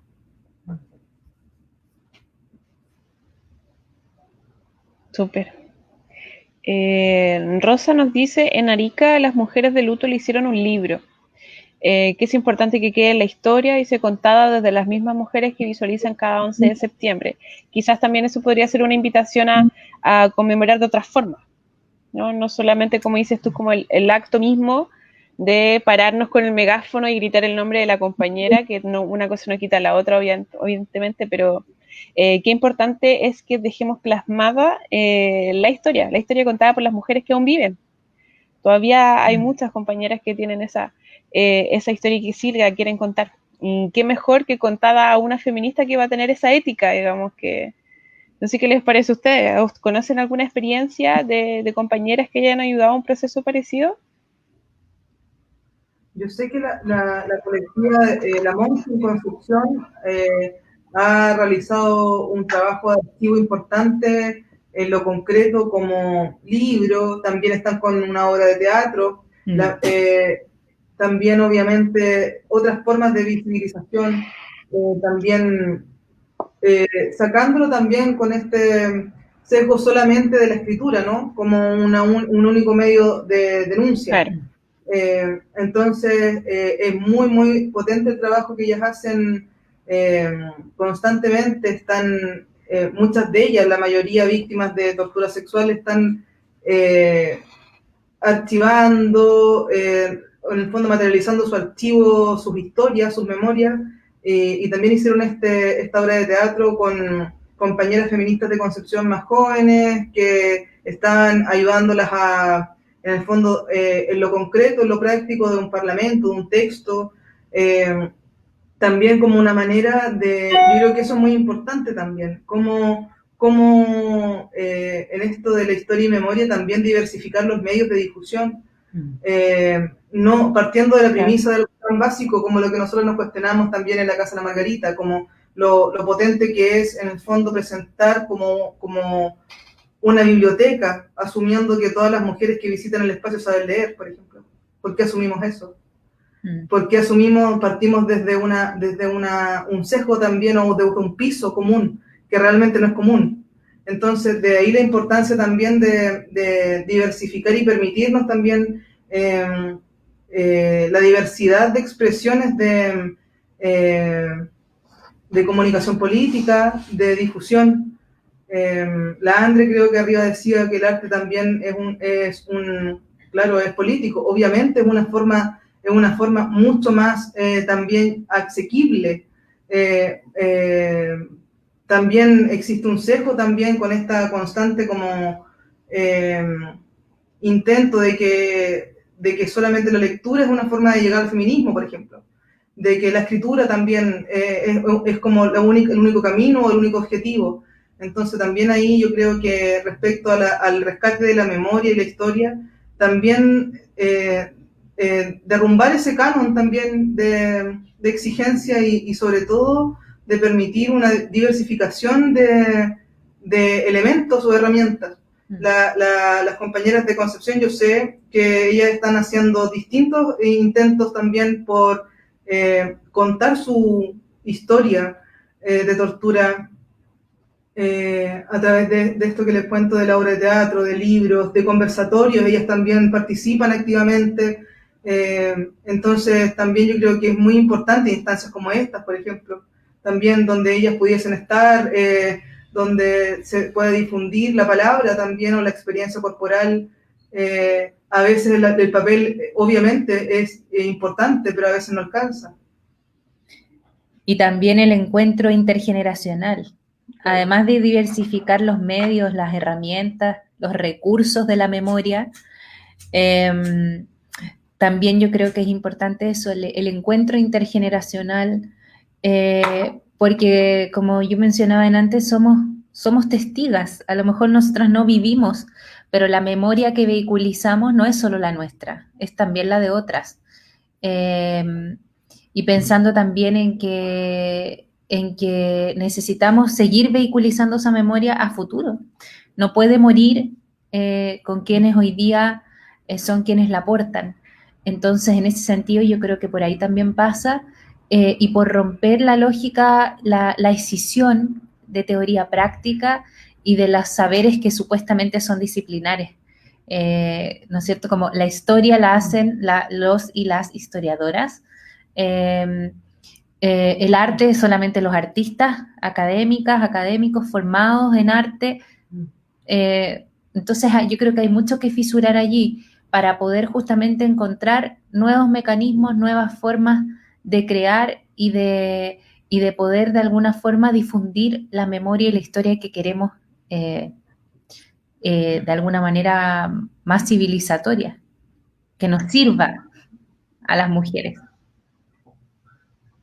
Sí, frente a eso, nosotras, acá en la región, siempre problematizamos, por ejemplo, la forma de manifestación que llevamos.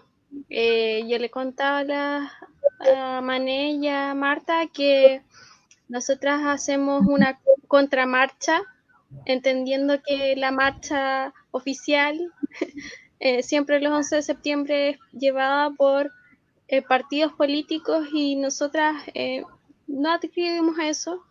Y en esa contramarcha no es solamente por querer llevar el gusto, sino que darle una historicidad también a las mujeres que no son visibilizadas, que siempre se visibilizan los compañeros. Son los compañeros y las compañeras no quedan en eso. Entonces, el anterior 11 de septiembre fue súper emotivo por lo mismo, porque hay muchas mujeres que sienten ese llamado. Al final es a rememorar y a problematizar también cómo queremos hacer historia, porque al final es eso, hacer hitos políticos, como decías antes, no quedarnos en el calendario, podemos memorar en todo el tiempo que estemos activando, gestionando otros espacios. Entonces, por ahí vamos nosotras. Eso es como sí, recordar igual que esas marchas fue una marcha silente y además una marcha de a uno, o sea que íbamos en fila, todas las mujeres. Dejamos la embarrada en el centro al final, que un poco era el sentido también de... igual nos pusimos de acuerdo con estos grupos de no toparnos y no hacer una incomodidad, tampoco no estamos tratando de disputar un protagonismo, sino que nunca se les olvida a nadie en esta ciudad y en todas partes, que no son ellos quienes van a rememorar a nuestras compañeras, y si lo tenemos que hacer nosotras una y mil veces lo vamos a hacer. Y por eso ahí hay una imagen, efectivamente andábamos todas de negro, hicimos un pañuelo que decía Mujeres en Lucha, y además andábamos sin lentes y cantando. Había un espacio en donde también se hicieron performance, varias como representaciones también, tratando de honrar un poquito a las compañeras, y mostrando que puede que muchas personas pierdan la memoria en estas fechas o prefieran no hablar de ciertas cosas, y nosotras queremos siempre con ellas en la memoria, digamos, siempre buscar las formas todos los años de poder honrarlas de diferentes maneras. Chiquillas, sigamos como las últimas preguntas, ¿les parece? Sí, por supuesto. Ya. Por ejemplo, yo tengo una pregunta, Marta, en relación, y bueno, Iván igual. Nosotras, como dice la Manuel, nos fuimos protagonistas de ciertos procesos en términos en la dictadura, pero sí fuimos testigos de esa emocionalidad, fuimos hijas, nietas de la dictadura, criados en el fondo por hombres y mujeres con esos miedos, con esas culpas, etcétera. Sin embargo, no habíamos alcanzado a experimentar presencialmente, testimonialmente, hasta dónde llega el poder fascista, hasta dónde llegan los aparatos del Estado con la violencia. Lo habíamos leído, lo habíamos escuchado, etcétera, pero no habíamos presenciado. Y lo presenciamos ahora con el estallido social. Quiero sacar a colación una de las audiencias a las que asistí con nuestras compañeras acá de la región. Regularmente asistimos a audiencias para poder apoyar a las familias de las compañeras cuando necesitan, han vivido algún tipo de violencia. Y era una detención de una compañera que se la llevaron en una marcha. Una compañera que estaba al lado de una barricada, ni siquiera había algo tan grave, digamos, que hubiese estado haciendo, se la llevaron y ella efectivamente fue torturada. Escuchar el relato de la compañera fue como que te rompiera el corazón en mil pedazos. Ese día fue ella, pudo haber sido yo, pudo haber sido la Pau, pudieron haber sido ustedes mismas, cualquiera de nosotros. Yo creo que eso te desgarra un poquito como el corazón, sabiendo que estamos tan vulnerables a eso, ¿no? Nos pueden tomar, nos pueden pescar en cualquier momento, en la calle, fuera de la casa. Sabemos que los montajes también están en la flor del día con este gobierno. Entonces, en relación a la experiencia, desde las mujeres que también estuvieron en dictadura y vivieron muchos procesos, ¿de qué forma nosotras podemos ayudar a estas compañeras y cómo también podemos luchar para que esto no pase más? ¿Existen formas para que podamos hacer eso? ¿O todavía tenemos que seguir esperando la reparación para nuestras compañeras? La verdad es que lamentablemente ese es el gran problema, porque todo este concepto de reparación tiene que ver con una voluntad política, tiene que ver con generar distintos espacios de reparación y validación también de organizaciones, porque también han sido muy invisibilizadas. Por ejemplo, ¿cuál es el mecanismo que se realiza? Se juntan muchas víctimas y realizan una querella. Obviamente, porque también está de nuevo el fondo lo que sucede cuando las mujeres nos juntamos, ¿no? Que existe ese acompañamiento, existe ese soporte emocional también en los juicios, en la revictimización. En el fondo, cuando una mujer hoy día víctima de abuso sexual vuelve a ser revictimizada por el mismo sistema en el cual se acerca a denunciar. Entonces, lamentablemente, para que se validen otras instancias, lo que uno puede hacer, por ejemplo, cuando, en mi opinión, que sería muy potente que existieran los peritajes en Chile privados, tienen un peso legal muy chico, muy interpretable también. Siempre se apela a los peritajes de organismos públicos como los ciertos, pero si se lograra, por ejemplo, generar una instancia un departamento, unidad, etcétera, que realmente estuviese compuesta por personas de la sociedad civil que pudiesen levantar peritajes, sería mucho realmente totalmente imparcial, porque en el fondo un peritaje de servicio médico legal sabemos que responde también a prácticas del mismo sistema. Entonces, un mecanismo sería, sí, no estoy diciendo que no sean válidos, también existen los peritajes que se presentan acompañando querellas de abuso sexual, siempre está esa instancia de aportar información, pero la canalización es a través de eso, aportar, por ejemplo, peritajes privados, psiquiatras, psicólogas, sociólogas, que también estuviesen esta capacidad de aportar un instrumento más a la causa, que no sea el relato eterno, constante, que en el fondo es casi que una prueba. Si te equivocaste porque hace 2 años dijiste otra cosa, entonces en el fondo siempre la víctima está a prueba de tener un relato calcado al inicial. Y este sistema jurídico, eso es lo que en el fondo también no ha logrado despejar. La única herramienta, se me ocurre a mí, capaz que con un poco más de rato me podría ocurrir otra, pero en el fondo es que acompañar a las compañeras con peritajes profesionales fuera del sistema. La valoración de esa prueba, claro, no es la misma que las entidades públicas, pero, por ejemplo, entiendo que en Argentina es distinto. El peritaje tiene un peso potente. En Guatemala existen los peritajes privados también. En el fondo, no es que a mí se me ocurra hacer un peritaje, sino que hay una certificación fuera del sistema que también, en el fondo, es tan válido como que el mismo sistema te ofrece. Entonces, eso sería un mecanismo en el fondo de activar redes de peritajes privados, sacar también como una certeza jurídica de los peritajes públicos como la verdad. Cuando partimos también nosotras cuestionando que la justicia no es sinónimo de culpa. Entonces, también cuántos peritajes se han usado en nuestra contra.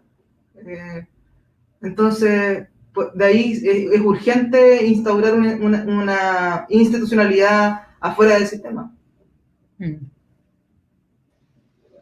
Sí, Sí, de hecho, como ella... No, dale nomás. No, dale nomás. De ahí yo sumo si es muy... Sí, suele decir que como ya también hemos estado haciendo el ejercicio de registrar las violencias que estamos apañando, porque son tantas que en un momento nos vimos como imposibilitadas también, y bueno, evidentemente hay una red grande que hace que podamos llegar a todas esas compañeras, pero en un momento nos preguntamos, ¿dónde queda toda esta información? ¿Cómo en un momento nosotras podemos decir con fehacientemente, por ejemplo, en el año 2019 acompañamos a más de 500 mujeres? Y eso lo hace el registro. Entonces, ahora hemos recién, a pesar de ya llevamos como cerca de 7 años ya en ejercicio y recién el último año hicimos este registro. Entonces, pues, es importante y también que quizá otras compañeras puedan replicarlo, porque los datos oficiales no son nuestros datos, no es nuestra realidad. Para nada. Entonces, qué importante es que hagamos nuestras propias visiones y mostremos desde nuestros propios datos, que son prácticamente los reales, porque en términos de aborto, en términos de violencia, son tantos y que es muy importante también poder registrarlos por una parte, y por otra parte ya establecer criterios, establecer protocolos, establecer formas de las cuales las compañeras puedan hacer y ayudar a otras también. Como que eso también es un aporte. Eso, Mani. Sí, no, bueno, por un lado, yo creo que es una difícil pregunta, además la que tú ponías, o al menos en la forma en que yo la entendí, de cómo de alguna forma acompañar o cómo reparar aquello que es irreparable. Entonces yo creo que es como cuando se habla de las memorias traumáticas, que muchas lo denominan como lo complejo de lo indecible, ¿no? Cuando decimos hay muchas que no quieren hablar, o hay muchas y muchos que en estos contextos donde hay una eclosión de las memorias traumáticas, como son estas fechas, no quieren recordar, pero no quieren recordar porque quieran ser olvidadizas, ¿no? O porque quieran negar su memoria. Es porque hay ahí un dolor corporalizado. Yo no es mi especialidad, por supuesto, ni esa área de la salud emocional o psíquica, pero obviamente hay un montón de elementos que están a la base. Entonces yo creo que lo primero es poder también reconocer y para poder de alguna manera acompañar, obviamente tenemos que también conectarnos con las experiencias, sabidurías y necesidades de esas compañeras. de qué manera para ellas sería, para algunas puede que las sane el hecho de testimoniar, a otras puede que las sane este acompañamiento que hacen ustedes, por ejemplo, el poner nuestros saberes de la vida o disciplinares ahí al servicio, pero yo creo que ahí cada caso es un mundo, porque tiene que ver con lo irreparable, con lo indecible, y por lo tanto desde ese lugar yo creo que un gran punto que nos queda para este nunca más, que como tú dijiste recién, pucha, lo pensamos que nunca lo íbamos a vivir y resulta que lo hemos vivido. Los toques de queda, los estados de excepción, obviamente en un contexto supuestamente no dictatorial. Sin embargo, la historia nos muestra, como dicen por ahí, que hay momentos en que tenemos que volver a esconder o enterrar los libros o quemar libros. La historia nos muestra que también pueden volver a pasar ciertas cosas y yo creo que en ese sentido a eso nos ayuda la historia y la memoria, a dejar pistas y aprendizajes para que no sintamos que partimos de cero en cada contexto que se repite.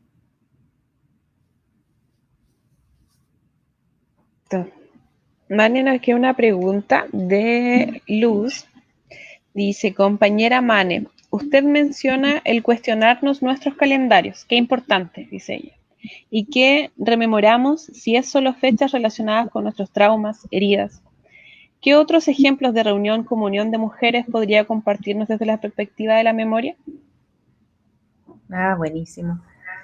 Yo creo que justamente tiene que ver con que no hay una ruta única. Es decir, yo creo que justamente tenemos que sí reconocer que hay una selección, que también podemos reconocer que sí queremos, ojo, yo no reniego de la fecha. Nosotras mismas en Casa de la Mujer Margarita Pisano hacemos actividades de fecha, cuando es el lanzamiento del último libro, para el natalicio, para el fallecimiento de Margarita, por ejemplo, pero es desde una perspectiva biográfica y por el rescate de su legado y como certificar su existencia. ¿Te fijas? Entonces yo creo que ahí la selección, hay que reconocer que siempre va a haber una selección, pero sí a lo mejor armarnos una agenda propia, cuestionarnos ahí, por ejemplo, tal vez sea también tan importante y valioso hacer una historia y memoria de las mujeres en abril, ¿te fijáis? O sea, y tan potente porque vamos a reponer en un mes donde no es el mes de, ¿no es cierto? O no es el mes donde estos debates se dan, vamos a reponer discusiones que sí nos interesa dar. Entonces yo creo que ese espacio como de reunión y comunión, socialización entre mujeres para hacer memoria, primero puede ser siempre, en cada encuentro, en cada reunión, en cada conversatorio. Y yo creo que va a depender de la intencionalidad política que le pongamos.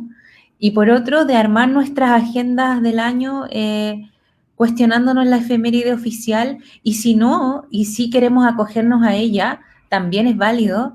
Y sumarle otros elementos que sí nos interesen para nuestra historia propia, ya sea a nivel local, como decía la Pau recién, a nivel de los rescates que queremos hacer, a nivel de nuestra historia propia como colectiva, desde las perspectivas biográficas, desde las trayectorias individuales, bueno, pero sí yo creo que vale la vida más que la pena o la alegría, el cuestionarnos la fecha, el cuestionarnos las periodizaciones y el hacer una agenda propia. Yo creo que pasa más por ahí y por lo tanto esos días de reunión o las semanas de o los meses de asumirlos que dependen de nosotras y eso es una apertura a la creatividad gigante que necesitamos recuperar. Chiquillas maravillosas, ya estamos llegando al final, nos reíamos ahí en interno porque ya vamos a cumplir 2 horas sin darnos cuenta. así es como pasa el tiempo cuando la pasamos bien, chiquillas. Así que les voy a dar el último espacio para que den sus palabras finales. cada una, como acaba de hablar la compita Mane, le tinca a Marta dar sus palabras finales. ¿Usted primero? Sí. No, nada, cerrar con que obviamente yo creo que agradeciéndole a ustedes la oportunidad también de incitarnos también a repensarnos como un desafío constante también, de, de también cuestionarnos, de visibilizar también a veces áreas que nosotros pasamos a veces sin querer por alto, porque es tanta la información que uno tiene en fechas como tan potentes o meses muy, muy simbólicos que también a veces soltamos, al menos hablo por mí, el ejercicio también de preparar algo en esa fecha, porque también obviamente es fuerte y me ha encantado hacerlo. Creo que tenemos que permitirnos también fluir sin la, no sé, exigencia constante también que nos ponemos a veces desde los lugares como más conocidos también, o temas también en el fondo más seguros, más abarcables, en el caso de nosotras en la Casa de la Margarita y en nuestros espacios individuales también. Tratamos de diversificar un poco y soltarnos a otras experiencias, y creo que ha sido un momento muy, muy bonito y las felicito porque creo que generan de verdad una confianza total y absoluta para soltarse y eso igual obviamente es muy, muy bonito. Ojalá que pase todo esto luego para que nos podamos juntar. Sí, no, yo sumarme básicamente a las palabras recién dichas, me quedo muy contenta, me quedo con el disfrute, con el goce de habernos encontrado. Para mí esta fue una gran invitación y me encantó también repensar, creo que tenemos que bienvenir, no sé cómo decirlo, en nuestras vidas, darle la bienvenida siempre a esas posibilidades de diatribar, como decía la Margarita, de hacer diatriba, de denunciar, de repensarlo todo, de sentirnos interpeladas, de preguntarnos entre nosotras, de comentar nuestras historias, nuestras experiencias, nuestras miradas. Y también agradezco muchísimo la posibilidad de encontrarnos con ustedes, porque creo que tal como dijo Marta recién, pudimos hablar, pudimos mostrar parte de nuestro trabajo como una invitación, y en ese sentido a mí me parece que es muy valioso lo que están haciendo, muy potente. Obviamente voy a seguir sus actividades y creo que es un ejercicio necesario para el cambio que necesitamos, para la sociedad, la cultura, bueno, el cambio civilizatorio finalmente que queremos ver plasmado prontamente en nuestras vidas cotidianas y públicas. Entonces, agradecerles y esperar que nos encontremos pronto también, ojalá de manera personal, presencial, y si no, bueno, por esta vía también, para seguir conversando. Chiquillas preciosas, las adoramos mucho, nosotras, todas aquí. De hecho les voy a leer los últimos 2 comentarios antes que la Pau hable del calendario. Y la Luz dice: gracias chiquillas, hermoso escucharla compañera, me quedan muchos sentires y pensares para seguir tejiendo memoria de mujeres. Luisa nos dice: maravilloso compañeras, Mane, Fanny, quedamos con ganas de más tiempo. Nos dice si es que hay posibilidad de compartir las ponencias porque estaban maravillosas, dice. Las esperamos, abrazos enormes aquí, siempre las esperamos en la 4ª región, con mucho amor. Qué rico. mucho amor. Sí. Así que sí, nos veremos. Yo creo que sí o sí, no sabemos qué va a pasar cuando termine todo este asunto. No sabemos cuándo, pero nos veremos. Pero sí o sí nos veremos. Yo creo que entre mujeres feministas conectamos y como que no nos separamos más. Como que pasa muchas compitas que uno va conociendo en encuentros, cuando uno viaja a distintas partes. Creo que con ustedes nosotras tenemos un amor absoluto, chiquillos. Son secas, las adoramos, aprendemos mucho de ustedes y nos encanta además poder siempre retroalimentar nuestras experiencias. Nos hace crecer más. Pues. El camino de aprendizaje de una feminista, de lactancia feminista, es infinito, entonces nunca termina. Entonces, es mutuo el aprendizaje. Sí, total. Mutuo el aprendizaje, total. Gracias, chiquillas. Gracias por todo. Se pasaron. Muchas gracias por hoy. Muchas gracias. Muchas gracias. Ahora sí.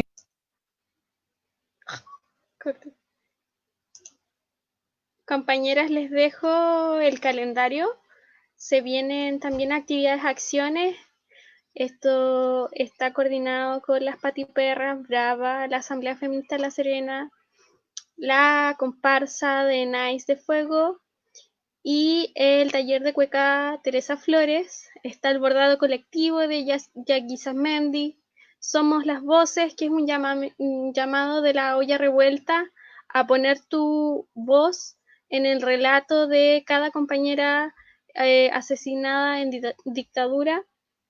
Tenemos el llamamiento de la cueca sola, que es a nivel nacional, y a hacer una memoria registro, que también, como hablábamos recién, vamos a recopilar las fotografías desde el 2016 hasta ahora que hemos hecho nosotras las convocatorias, y vamos a ir lanzándolas también en videos, galería y otras actividades. También invitarlas al documental de mañana, es No me olvides, con Tatiana Gaviola, que es la directora, y por la Radio Popular La Revuelta.